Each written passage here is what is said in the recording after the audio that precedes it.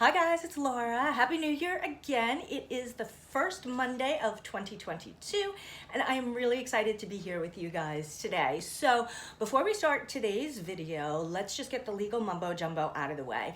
All of the content in this video belongs to me, Dr. Laura Ellig. Please feel free to share across your social media platforms. Just make sure to tag me. Any other use is unauthorized, but please let me know and I will give you permission to use it. So I'm getting really excited to do some traveling this year, hoping to stay within the southern states for a while. North Carolina, Georgia, South Carolina, just getting out there. We'll be in New York hopefully later this week. So I'm looking forward to getting out there and doing some events and seeing people again. So please stay tuned and please just hit me up. And if you want an event in your town, we'll go ahead and we'll set one up. So today's video is all about dating apps. So I told you I was gonna get into it. People are gonna say, ugh, dating apps, they're either all for them, all against them. Every person who you hear says the dating apps are awful. You'll hear 3 people who said I met the man or woman of my dreams on a dating app. So I'm not going to say one way or another whether you should do a dating app or not. I have just done some research over the past several months on some of the most popular dating apps, and I'm looking at it from the perspective of, is it worth your time? And more important, is it worth your money to invest in these dating apps? So the apps that I looked at were Bumble, Facebook Dating, Tinder, Hinge, Lucky, and Millionaire Match, I think, were all of the ones that I looked at. So my accountant is really going to be very happy when she sees all of these expenses in my taxes this year. But it was all for legit research purposes. And so here are some of the things that I came up with that you should be very mindful of when you're doing the apps. First of all, from a cost-benefit perspective, the apps are just not worth your money. I have to just tell you, for every maybe 20 people that you swipe through, there's maybe 1 or 2 who have a legit profile. Now, on some of legit meaning just like they put some work into it, there's a picture that looks like there's some effort. There's a description that looks like there's some effort. It's somebody who looks like they really are invested in the process. Then there are the other profiles, which are clearly like the catfish fake profiles. Those you usually see are the people who identify themselves as widows, who are stationed overseas and are on secret peacekeeping missions in Syria. Now, I found that I was less likely to see those kinds of profiles on Tinder and Bumble. Very much found them on Facebook, believe it or not, and also on Millionaire Match and Luxy. So, and those are the more expensive sites too. So the legit profiles that I saw on Millionaire Match and Luxy, not worth it in terms of the actual number of profiles that were legitimate versus the cost that you are spending. Having said that, for people who do go through the process, what are some of the things that you're actually looking for in a profile? First of all, what I actually did was I went on the profile, I made my own profiles, but what I also did was I joined up with some of my male friends and looked at their profiles as men looking for women. So I could see some of the themes that I hear women complain about are men complaining about the same thing. And I have to say, absolutely yes. So what are some red flags when you're going through the dating apps? Number 1, anybody who doesn't put effort into the profile, you can just go ahead and swipe left. So that's somebody, for example, who has graduated from the School of Life, who will not tell you what their profession is, doesn't tell you where they live.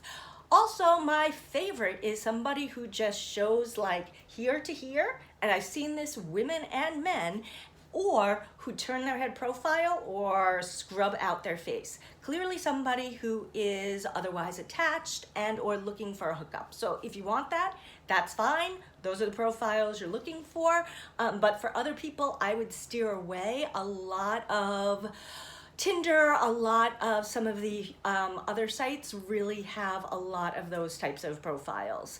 The other thing you want to be looking at is what are the quality of the pictures and how current are the pictures. When swiping through people's pictures, you will often see that the first picture on their profile page is generally a good picture. And then if you actually go and swipe through, you will see a picture of somebody who I guess is their real age or their real weight, and it's completely different from the first profile picture. So be very careful about swiping left right away or swiping right away until you actually look through all of the pictures and read the profile. The other thing that I'm seeing with the dating apps, which just, it blows my mind, but one of the difficulties that I have with these apps is it's like shopping on Amazon. And I have a problem with that from a personal perspective, that we are putting people into our cart based on certain characteristics. And then when we find something that looks a little bit better, we discard someone from the cart and put somebody else in. So it's now gotten to the point where I see on these profiles, people putting in specific requests. Be nice, be normal, don't be crazy. So I'm thinking, like, what does that mean, number one? And number two, this is somebody who obviously has not gotten over a previous relationship and probably should not be dating at this point anyway. So be mindful of what you put in your profile also, and what other people put in their profiles. There are red flags that show up all over the place. And 6 months later, I'll see someone in a session with me and they'll say, I don't understand how I missed this.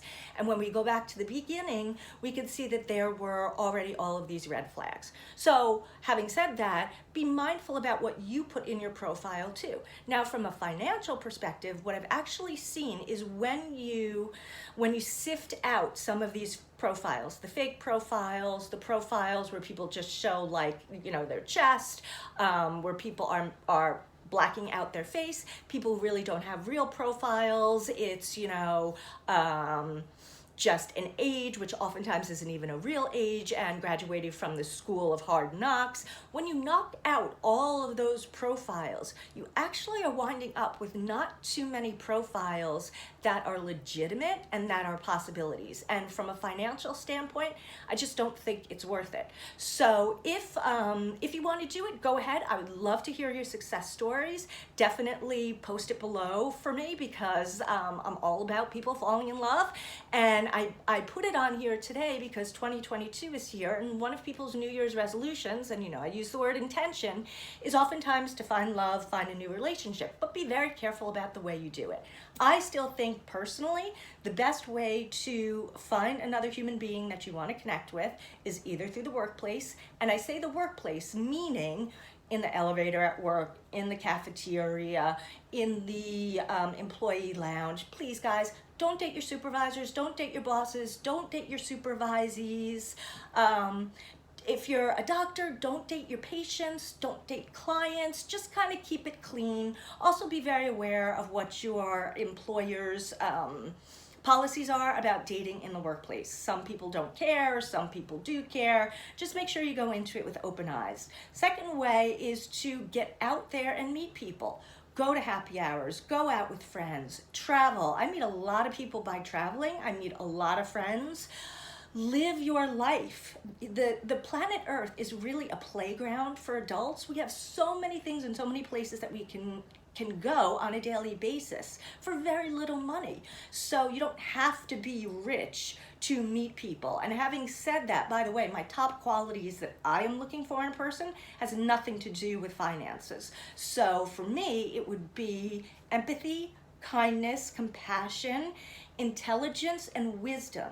So there's a difference. You know, there's intelligence, which is book smart, which I really, really like. I like someone who can banter and who can use words well. But wisdom comes from life experience. Those are the people who have taken their life experiences and applied them in such a way that they have become smarter. If you are jaded, if you are burned from another relationship, don't start dating until you are over that relationship. It's just not going to go well.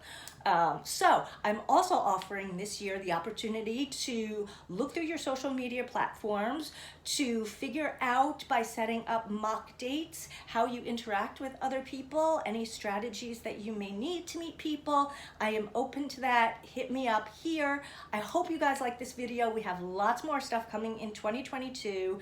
This video will be uploaded to YouTube as well. Please like my channel, Laura Alex, so that I can go ahead and add more juicy content.